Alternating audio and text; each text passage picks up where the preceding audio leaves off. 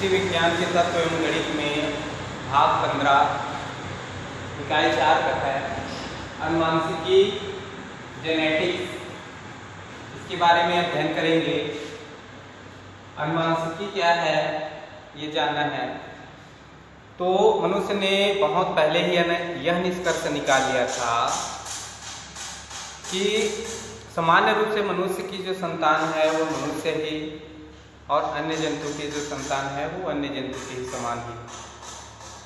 अनेक तरह की जो प्रचलित कहावतें हैं वो परिलक्षित होती है कि संततियों के जो लक्षण है उनके जनकों के समान ही होते हैं। जाके जैसे बाप मताई ताके तैसे लइका, अर्थात जैसे माता पिता होंगे उनके बच्चे भी वैसे ही होंगे। इस तरह स्पष्ट है कि जन साधारण की जो धारणा है, जिनके जनकों के लक्षण संततियों में संप्रेषित होते हैं, इस तरह के नियमों का जो पता लगाने का जो प्रयास है वो बहुत पुराना है।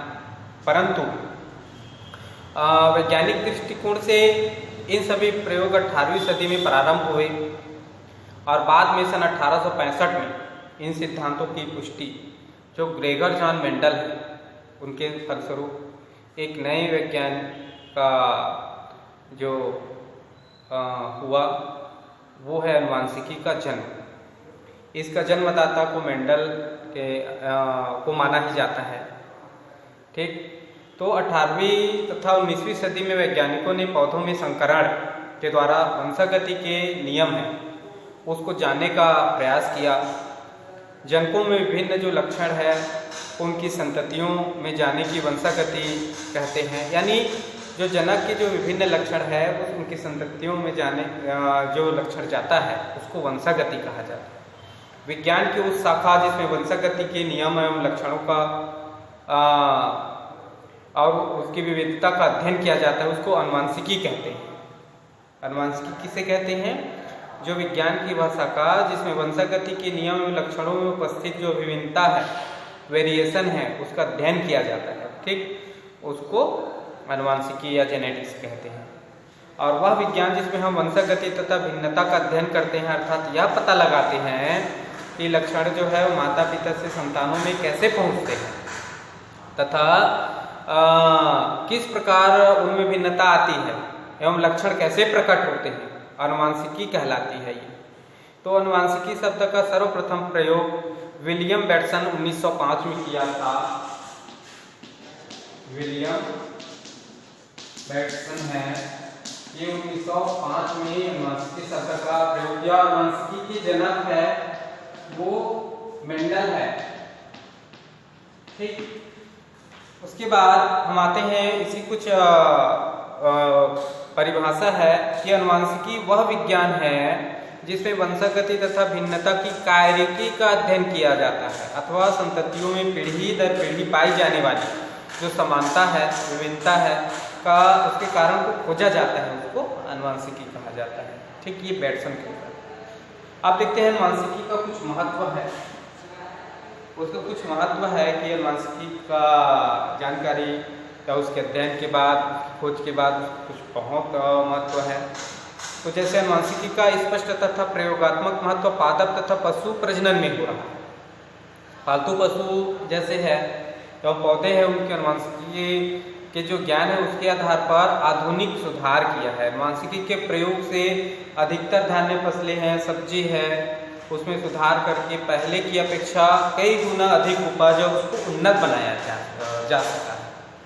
ठीक, और अनुवांशिकी के प्रयोग से ही उसकी उपज है उसमें वृद्धि हुई है, रोग प्रतिरोधक क्षमता है, कीट के रोधिता है, उसमें न गिरने की क्षमता है, ये बढ़ी है। इसमें कम लागत में अधिक उपज मिल जाता है और अच्छे गुण की जो फसल है वो हमको प्राप्त होता है। ठीक, इसी प्रकार दूसरा महत्व में देखते हैं कि अनुवांशिकी का उपयोग मनुष्य की जो जाति है उसको सुधारने में भी किया जाता है तथा इसको सुजनकी विज्ञान या मानव अनुवांशिकी ये कहा जाता है। इसी प्रकार औषधि के क्षेत्र में भी अनुवांशिकी का बहुत अधिक महत्व है।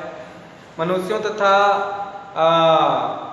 कई प्रकार के जानवर है, पशु है, उसकी बीमारियों के आधार है उसको अनुवांशिक बीमारी होता है, जैसे हीमोफीलिया है, भ्रांतता है, रतौंधी है, एनीमिया है आदि। तो अनुवांशिकी के सही उपयोग से इन सबको पहचाना गया है, जाना गया है, ये कैसे जनकों से संतानों में आया है और इनका रोग से कैसे बचा जा सकता है, ये सब अनुवांशिकी के आधार पर हुआ है। ठीक, उसके बाद देखते हैं अनुवांशिकी विषयक तकनीकी जो शब्द है कि अनुवांशिक का जब अध्ययन करते हैं तो उसमें बहुत सारे टेक्निकल वर्ड आता है, तो शब्द आता है जिसका उपयोग इसमें किया जाता है। तो अनुवांशिकी जो है मेंडल के प्रयोग व नियम की पूरी तरह से समझने की कुछ परिभाषाएं भी है, शब्द भी है, टर्म भी है, इसको जानना जरूरी है। तो पहले इसमें जैसे देखते हैं गुणसूत्र। गुणसूत्र शब्द उसमें आपको मिलेगा अनुवांशिकी में। तो ये क्या होता है? गुणसूत्र केंद्र के अंदर पाई जाने वाली धागेनुमा या धागेनुमा जो संरचनाएं हैं वो कोशिका में केवल विभाजन के समय दिखाई देती है, और विश्रामावस्था जो होता है उसमें ये धागे केंद्र के अंदर ही दिखाई देंगे, इसको क्रोमेटिन कहलाता है। ठीक है, तो ये आप जो देखेंगे जो गुणसूत्र है, एक शब्द आपको मिलेगा, तो वो आप देखेंगे कि केंद्र के अंदर पाई जाने वाली जो धागे के समान रचनाएं होती है, और ये रचना जो कोशिका के विभाजन के समय वो दिखाई देगी, और जो इंटरफेस आता है उसमें उलझे हुए धागे के केंद्र के अंदर दिखाई देते हैं, जिसको क्रोमेटिन कहते हैं। ठीक, तो रासायनिक रूप से गुणसूत्र जो है प्रोटीन एवं नाभिकीय अम्ल के बने होते हैं। ठीक, अतः ये न्यूक्लियो जो प्रोटीन अणु ये कहा जाता है इसको। गुणसूत्र नाम सर्वप्रथम वाल्डेयर है, उन्होंने 1888 में दिया था। अधिकांश जीवों में केंद्र के अंदर दो प्रकार के गुणसूत्र जो पाए जाते हैं, उसमें पहले है ऑटोसोम और लिंग गुणसूत्र। ठीक, तो जो ऑटोसोम है वो जीवों के लिंग के निर्धारण में कोई लेना देना नहीं होता, जबकि लिंग गुणसूत्र है अधिकांश जीवों में लिंग के निर्धारण में भाग लेते हैं और जीवों की जो गुण है उसके व्यक्ति को नियंत्रित भी करते हैं।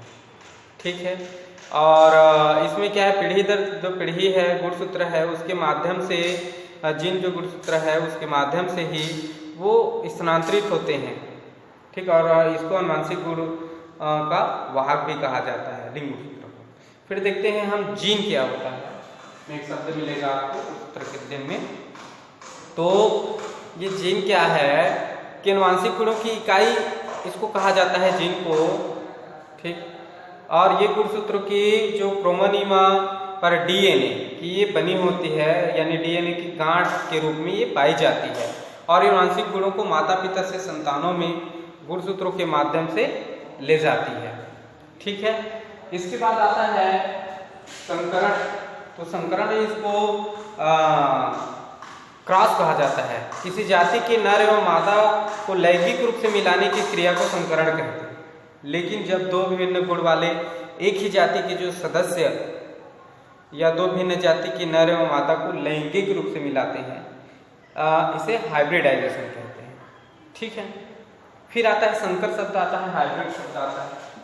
तो इसमें आप देखोगे कि हाइब्रिड होता क्या है कि जब अनुवांशिक आधार पर दो भिन्न जीवों की भी संकरण कराया जाता है, तो नए इस क्रिया से उत्पन्न जो जीव है, संकरण के बाद जो नए जीव उत्पन्न होते हैं उसको संकर कहा जाता है। जैसे जब शुद्ध लंबे और शुद्ध पौने मटर के पौधे के भी संकरण कराया गया तो उत्पन्न जो संतान है वो संकर संतान उत्पन्न होंगे। ठीक, इसके बाद आता है इकाई लक्षण होता क्या है। पांचवा जो लक्षण देखेंगे तो इसमें जीवों के जो गुण हमेशा जोड़ों में पाए जाते हैं, एक जोड़े, और मटर के लाल तथा सफेद पुष्प का जो गुण है वो एक अलग जोड़े में है। तो मेंडल के अनुसार ये गुण एक जोड़े कारकों के द्वारा व्यक्त किए जाते हैं। ठीक, और एक जोड़े जो कारक है वो उसको विकल्प कहा जाता है, और गुणों या लक्षणों के जो विपरीत या समान जोड़े के को इकाई लक्षण कहते हैं, और प्रत्येक जोड़े के गुण समान विकल्पी या विपरीत विकल्पी हो सकते हैं। ठीक, अर्थात क्या होता है, जैसे मटर के लाल पुष्प है और सफेद पुष्प, ये गुण पाया गया, तो इसका ये गुण एक जोड़े कारकों के द्वारा व्यक्त होता है। जैसे लाल पुष्प है, मान लो इसको आरा प्रदर्शित कर दिए, और सफेद पुष्प है उसको प्रदर्शित कर दिए।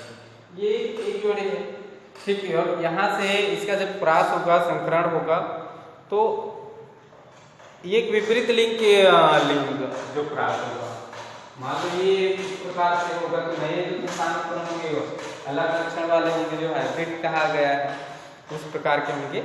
तो ये विपरीत या समान जोड़े तो इसको इकाई लक्षण कहेंगे। और प्रत्येक जोड़े के गुण समान विकल्पी या विपरीत विकल्पी भी हो सकते हैं, ठीक है। इसके बाद नेक्स्ट क्लास में देखेंगे हम एलिफ या युग्म विकल्पी होता क्या है, ठीक।